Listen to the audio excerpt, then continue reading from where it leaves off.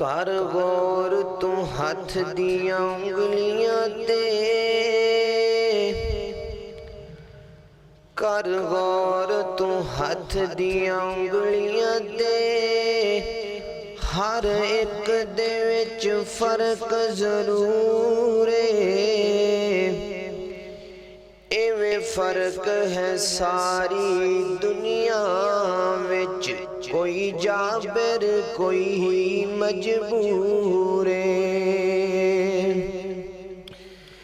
कोई तरसे तन दियां कपड़ियां तो